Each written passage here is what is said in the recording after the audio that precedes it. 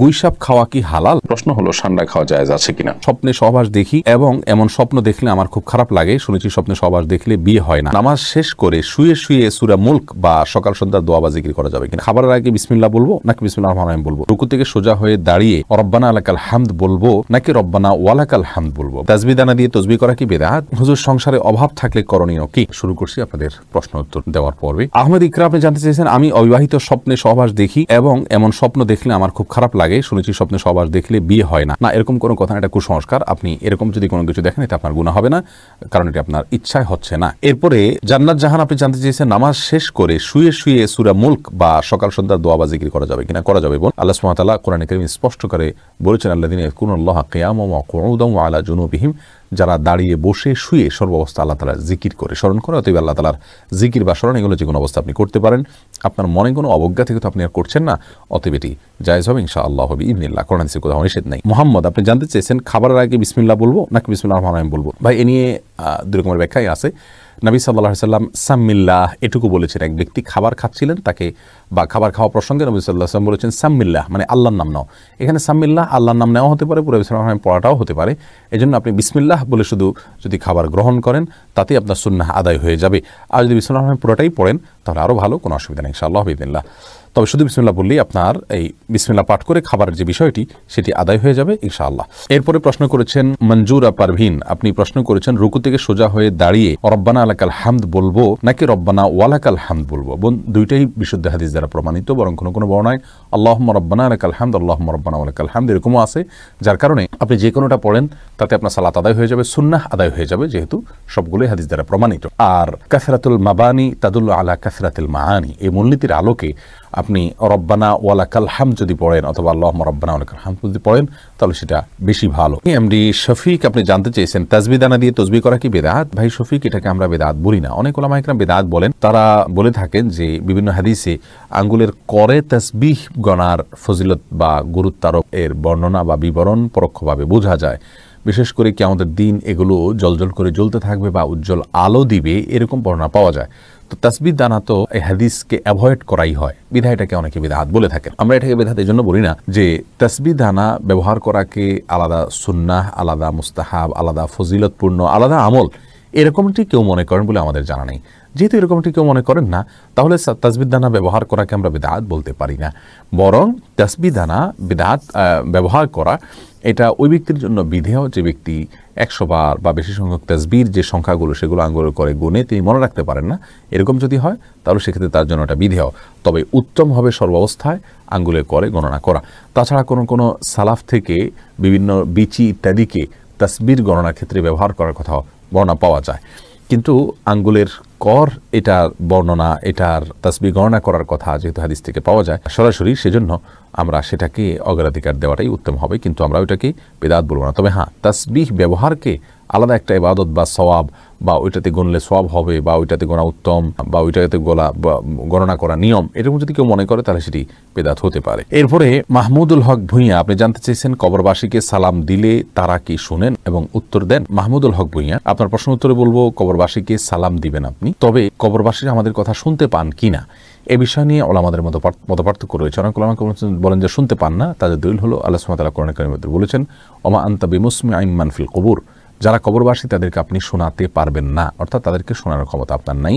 আর যারা বলেন যে না ওনারা শুনতে পান, তাদেরও অনেকগুলো দলিল, অনেকগুলো কোরআন হাদিসের সূত্র রয়েছে। এরপরে আসুন, মোহাম্মদ আশরাফুল খান প্রশ্ন করেছেন, ইমাম শেষ বৈঠকে থাকার সময় যদি কোনো মুসল্লির ওযু ভেঙে যায় এর বিধান কি? ভাই মোহাম্মদ আশরাফুল খান, ইমাম শেষ বৈঠকে থাকার সময় যদি আপনার ওযু ভেঙে যায়, এখন যদি ইমাম সালাম ফিরাননি, তাহলে সেক্ষেত্রে আপনি ওই অবস্থায় সালাত ছেড়ে চলে যাবেন। যে আপনি ওযু করবেন, ওযু করে ফিরে এসে বসে দুরূদ বা আত্তাহিয়াতু পড়ার যদি কোনো অংশ বাকি থেকে থাকে আপনার, তাহলে সেটা পরিপূর্ণ করে এরপর সালাম ফিরাবেন একাকি। ততক্ষণ ইমাম তো সালাম ফিরিয়ে ফেলবেন, আপনি বসে একাকি সালাম ফিরিয়ে ফেলবেন, তাতে আপনার সালাত হয়ে যাবে ইনশাআল্লাহ বিইذনিল্লাহ। এরপরে প্রশ্ন করেছেন তাহমিনা আখন্দ, এক মসজিদে টাকা দেওয়ার নিয়ত করে অন্য মসজিদে দেওয়া যাবে কিনা? যাবে, যদি অন্য মসজিদে এর চেয়ে বেশি প্রয়োজন মনে হয় তাহলে নিয়ত পরিবর্তন করা যায়, অসুবিধা নেই। এরপরে প্রশ্ন হলো রাশিদুল ইসলামের, তিনি জানতে চেয়েছেন হুজুর সংসারে অভাব থাকলে করণীয় কি? ভাই রাশিদুল ইসলাম, সংসারে যদি অভাব থাকে, আল্লাহ মাফ করুন, অভাব অনটন দূর করবার জন্য অনেকগুলো পদ্ধতি আছে, পন্থা আছে।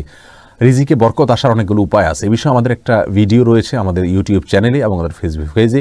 আপনি সেই ভিডিওর সাহায্য নিতে পারেন, সেখানে শুনতে পারেন, বিস্তারিত অনেকগুলো আমলের কথা আমরা বলেছি, সেগুলো করতে পারেন। তবে সবচাইতে গুরুত্বের সাথে যে করতে বলবো তা হলো সম্পূর্ণ আল্লাহর উপরে আস্থা এবং ভরসা রেখে পরিপূর্ণ মনোযোগিতার সাথে যে কোনো কাজকে ছোট মনে না করে আপনি কাজ শুরু করে দিবেন এবং পরিপূর্ণরূপে পরিশ্রম করবেন, ভালো করে পরিশ্রম করবেন। কারণ একটা হাদিস দ্বারা জানা যায় ইন্নাল্লাহা ইউহিব্বু আমিলা আহাদুকুম আমালান আইয়ুতকিনাহু, যে কোনো কাজ যদি কেউ করে ভালো করে করলে আল্লাহ তাআলা পছন্দ করেন। আমরা অনেকেই যারা দিন প্র্যাকটিস করে থাকি আমরা মনে করি হালকা পাতলা পরিশ্রম করবো, আল্লাহ তাআলা দিয়ে দিবেন না।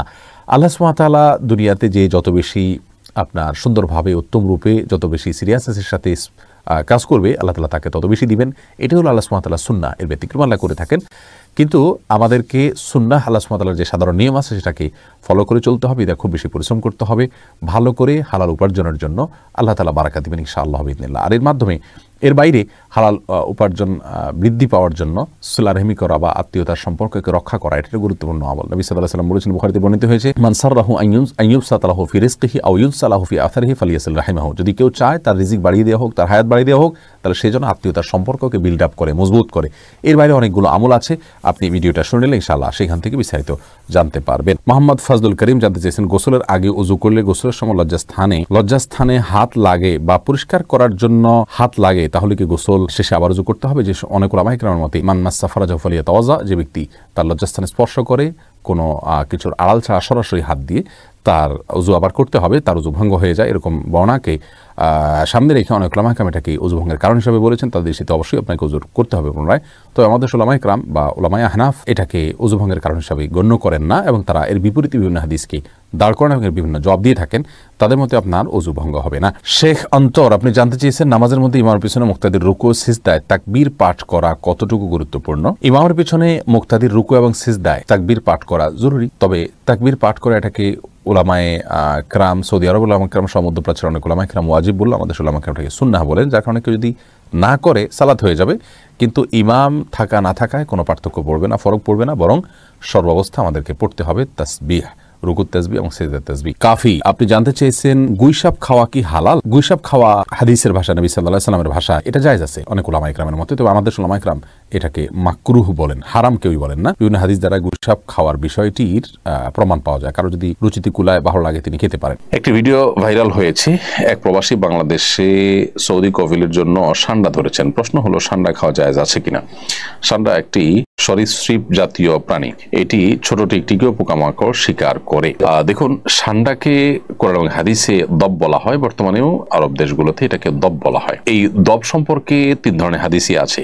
কোন কোন হাদিসে নিষেধাজ্ঞা সাব্যস্ত হয়, কোন কোন হাদিসে এটার অনুমোদন সাব্যস্ত হয়। বিভিন্ন রকমের হাদিসই কিন্তু রয়েছে। সাহাবায়ে কেরাম সান্ডা খেয়েছেন এরকম হাদিস রয়েছে, আবার নবী করিম সাল্লাল্লাহু আলাইহি ওয়াসাল্লাম সান্ডা খেতে নিষেধ করেছেন সেরকম হাদিস আছে। যেমন সুনানে আবু দাউদের একটা হাদিস রয়েছে যেটি বর্ণনা করেছেন আব্দুর রহমান ইবনে শিবল। তিনি বলেছেন যে রাসূল আকরাম সাল্লাল্লাহু আলাইহি ওয়াসাল্লাম নিষেধ করেছেন, নাহা আন আকলি লাহমিদ দব, দবের গোশত বা সান্ডার গোশত খেতে তিনি নিষেধ করেছেন। এরকমটি সুনানে আবু দাউদে বর্ণিত হয়েছে এবং হাদিসকে হাফিজ ইবনে হাজার আসকালানী রাহিমাহুল্লাহ হাসান বলেছেন।